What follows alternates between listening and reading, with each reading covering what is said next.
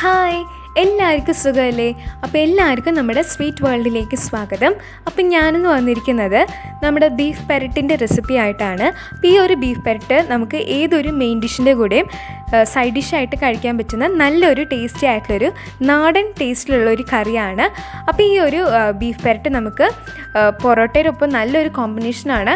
പിന്നെ ചപ്പാത്തിയുടെ ഒപ്പം ആയാലും ചോറിൻ്റെ ഒപ്പം ആയാലും പിന്നെ ഗീ റൈസ് അങ്ങനെ ഏതൊരു ഡിഷിൻ്റെ കൂടെയും നല്ലൊരു കോമ്പിനേഷനാണ്. പിന്നെ ഈ ഒരു ബീഫ് പെരട്ടിന് നല്ല പ്രത്യേകതരം ഒരു ഫ്ലേവറൊക്കെ ഉണ്ട്. നല്ല ടേസ്റ്റി ആയിട്ടുള്ളൊരു കറിയാണ്. അപ്പോൾ നമുക്കിത് എങ്ങനെ ഉണ്ടാക്കുന്നതെന്ന് നോക്കിയാലോ. അപ്പോൾ വീഡിയോയിലേക്ക് കടക്കുന്ന മുൻപ് നിങ്ങൾ ഇതുവരെയായിട്ട് എൻ്റെ ചാനൽ സബ്സ്ക്രൈബ് ചെയ്തിട്ടില്ലെങ്കിൽ സബ്സ്ക്രൈബ് ചെയ്യുക. തൊട്ടപ്പുറത്തുള്ള ബെൽ ഐക്കൺ കൂടിയും പ്രസ് ചെയ്യുക. നിങ്ങൾ ബെൽ ഐക്കൺ പ്രസ് ചെയ്യുമ്പോൾ നിങ്ങളതിൽ ഓൾ എന്നുള്ള ഓപ്ഷൻ വേണം എനേബിൾ ചെയ്തിടാൻ വേണ്ടിയിട്ട്. അപ്പോൾ ഞാൻ പുതിയ വീഡിയോസ് അപ്ലോഡ് ചെയ്യുമ്പോൾ നിങ്ങൾക്ക് നോട്ടിഫിക്കേഷൻ കിട്ടും. അപ്പോൾ നമുക്ക് വീഡിയോയിലേക്ക് കിടക്കാം. അപ്പോൾ ആദ്യം തന്നെ നമുക്ക് നമ്മുടെ ബീഫ് ഒന്ന് വേവിച്ചെടുക്കണം. അപ്പോൾ അതിന് വേണ്ടിയിട്ട് ഞാനിവിടെ ഒരു 3/4 കിലോ ബീഫ് എടുത്തിട്ടുണ്ട്. ഇതിലേക്ക് ഒരു 1 ടീസ്പൂൺ മുളക് പൊടി ചേർത്ത് കൊടുക്കാം. പിന്നെ 1/2 ടീസ്പൂൺ മഞ്ഞൾപ്പൊടി, 1/2 ടീസ്പൂൺ മുഴുവൻ ഉലുവ, പിന്നെ ഈ ബീഫിലേക്ക് ആവശ്യത്തിനുള്ള ഉപ്പ് ചേർത്ത് കൊടുക്കാം.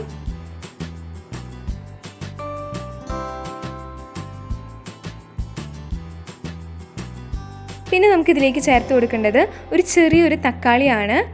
അത് ചെറുതാക്കി കട്ട് ചെയ്തിട്ട് നമുക്കിതിലേക്ക് ചേർത്ത് കൊടുക്കാം. പിന്നെ ഇതിലേക്ക് നമുക്കൊരു 2 ടീസ്പൂൺ വെളിച്ചെണ്ണ ചേർത്ത് കൊടുക്കാം. വെളിച്ചെണ്ണ തന്നെ ചേർത്ത് കൊടുക്കണം. അപ്പോഴാണ് നല്ലൊരു നാടൻ ടേസ്റ്റ്, ഈ ഒരു കറിയുടെ ടേസ്റ്റ് നമുക്ക് കിട്ടുള്ളൂ.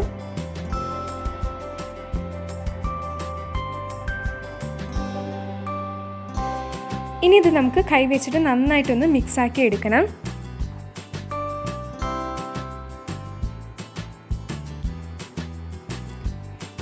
അപ്പോൾ ഇത് നന്നായിട്ട് മിക്സാക്കി എടുത്തിട്ടുണ്ട്. ഇനി ഇതിലേക്ക് ഒരു 1/2 ഗ്ലാസ് വെള്ളം നമുക്ക് ചേർത്ത് കൊടുക്കണം.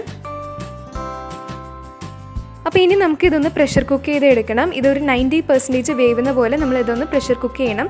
ഞാനിവിടെ ഒരു 8 വിസിൽ അടിച്ചിട്ടാണ് ഞാനിത് വേവിച്ചെടുത്തിട്ടുള്ളത്. അപ്പോൾ ഓരോ ബീഫിനനുസരിച്ച് വേവ് കൂടിയും കുറഞ്ഞിരിക്കും. പിന്നെ ഒരു പാനിലേക്ക് നമുക്ക് ഒരു 4 ടീസ്പൂൺ മുഴുവൻ മല്ലി ചേർത്ത് കൊടുക്കാം.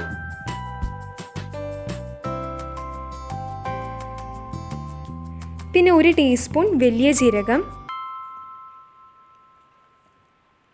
2 ടീസ്പൂൺ മുഴുവൻ കുരുമുളക്. ഇതെല്ലാം നമുക്ക് ജസ്റ്റ് ഒന്ന് ചൂടാക്കി എടുക്കണം. ഇങ്ങനെ കരിഞ്ഞു പോകുന്ന പോലെ ചൂടാക്കണ്ട, ജസ്റ്റ് ഒന്ന് ചൂടാക്കി എടുത്താൽ മാത്രം മതിയാവും. അപ്പോൾ അതിനുശേഷം നമുക്ക് ഇതൊന്ന് പൊടിച്ചെടുക്കണം. അപ്പോൾ ഈ ഒരു മസാലക്കൂട്ട് നമ്മുടെ ബീഫ് പെരട്ടിന് ഒരു പ്രത്യേകതരം ഫ്ലേവറും ടേസ്റ്റൊക്കെ കൊടുക്കും. അപ്പോൾ ഇത് ചൂടാക്കി എടുത്തിട്ടുണ്ട്. ഇനി ഇത് ചൂടാറിയതിന് ശേഷം നമുക്കിതൊന്ന് പൊടിച്ചെടുക്കാം. അപ്പോൾ പൊടിച്ചെടുത്തതിന് ശേഷം നമുക്കിത് മാറ്റി വയ്ക്കാം.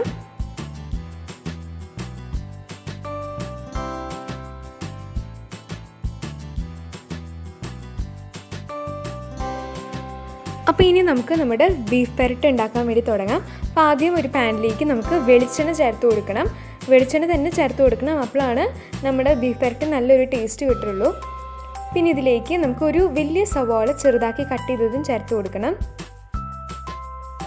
പിന്നെ നമ്മുടെ സവാള പെട്ടെന്ന് തന്നെ വഴണ്ട് കിട്ടാൻ വേണ്ടിയിട്ട് ഇതിലേക്ക് ഒരു 1 ടീസ്പൂൺ ഉപ്പ് ചേർത്ത് കൊടുത്തിട്ടുണ്ട്. ഇനി നമുക്കിത് നന്നായിട്ട് മിക്സാക്കി എടുക്കാം. പിന്നെ നമുക്കിതിലേക്ക് ചേർത്ത് കൊടുക്കേണ്ടത് ഒരു 2 ടീസ്പൂൺ ജിഞ്ചർ ഗാർലിക് പേസ്റ്റാണ്. ഇനി നന്നായിട്ട് മിക്സാക്കി എടുക്കാം.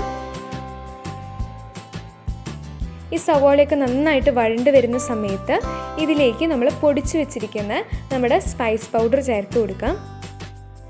നമ്മുടെ സവാളയൊക്കെ നന്നായി വഴണ്ടതിന് ശേഷം മാത്രമാണ് നമ്മൾ ഈ ഒരു പൊടികളൊക്കെ ചേർത്ത് കൊടുക്കാൻ പാടുള്ളൂ. അതിന് മുമ്പ് നമ്മൾ ചേർത്ത് കൊടുക്കുകയാണെങ്കിൽ അത്ര ടേസ്റ്റ് ഉണ്ടാവില്ല. ഇനി നമ്മൾ ഈ പൊടികളുടെ ഒക്കെ ഒരു പച്ചമണം മാറി വരുന്ന സമയത്ത് ഇതിലേക്ക് നമ്മുടെ ബീഫ് വേവിച്ചിട്ടുള്ള വെള്ളം നമുക്കിതിലേക്ക് ചേർത്ത് കൊടുക്കാം.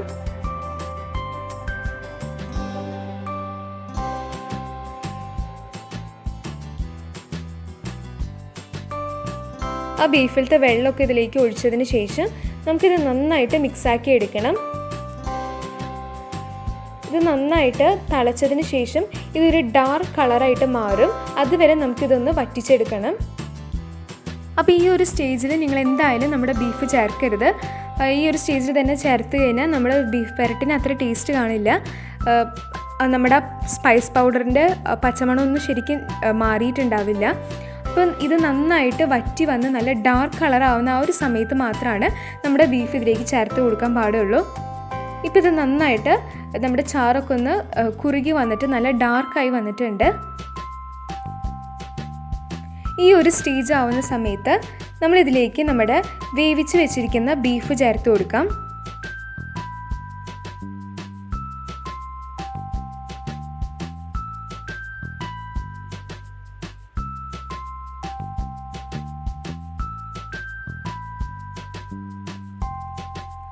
ഇനി നമുക്കിത് നന്നായിട്ട് മിക്സാക്കി എടുക്കണം.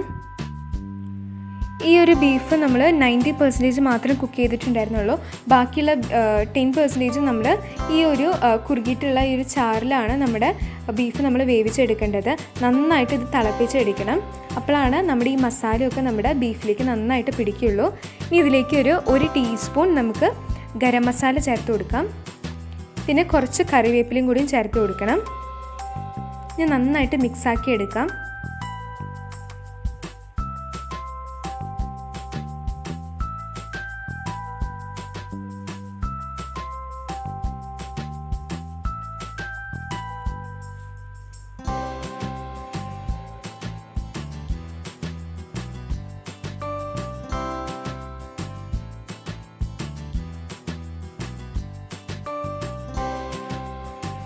അപ്പോൾ ഇതുപോലെ നന്നായിട്ട് കുക്ക് ചെയ്തെടുക്കണം. അപ്പോഴാണ് നമ്മുടെ ബീഫ് പെരട്ടിന് നല്ല ടേസ്റ്റ് കൂടുകയുള്ളൂ. പിന്നെ ഇത് ഇങ്ങനെ കുക്ക് ചെയ്യും തോറും നല്ല ഡാർക്ക് കളറായിട്ട് വരും. അപ്പോൾ അതുവരെ നമുക്കിത് നന്നായിട്ടൊന്ന് കുക്ക് ചെയ്തെടുക്കണം. നല്ല ഹൈ ഫ്ലെയിമിലിട്ടിട്ട് വേണം നമ്മളിത് കുക്ക് ചെയ്യാൻ വേണ്ടിയിട്ട്. അപ്പോൾ നമ്മുടെ ബീഫ് പെരട്ട് ഏകദേശം റെഡി ആയിട്ടുണ്ട്. നിങ്ങൾക്ക് നന്നായിട്ട് ചാറ് പോലെയാണ് വേണ്ടതെന്നുണ്ടെങ്കിൽ ഈ ഒരു സ്റ്റേജിൽ നിങ്ങൾക്ക് ഫ്ലെയിം ഓഫ് ചെയ്യാം. പിന്നെ നമുക്കിതിലേക്ക് ചേർത്ത് കൊടുക്കേണ്ടത് 1 ടീസ്പൂൺ പഞ്ചസാരയാണ്. ഇത് നമ്മുടെ ഈ ഒരു ബീഫ് പെരട്ടിലേക്ക് ഒരു പ്രത്യേകതരം ഒരു ഫ്ലേവറാണ് കൊടുക്കുന്നത്. അപ്പോൾ ഇതെന്തായാലും നിങ്ങളൊന്ന് ചേർത്ത് നോക്കണം. പഞ്ചസാര ചേർക്കുന്ന മുൻപും ചേർത്തതിന് ശേഷമുള്ള ടേസ്റ്റ് നിങ്ങൾ എന്തായാലും നോക്കണം. അപ്പോൾ ഇത് നമുക്ക് നമ്മുടെ സെർവിങ് പ്ലേറ്റിലേക്ക് മാറ്റാം.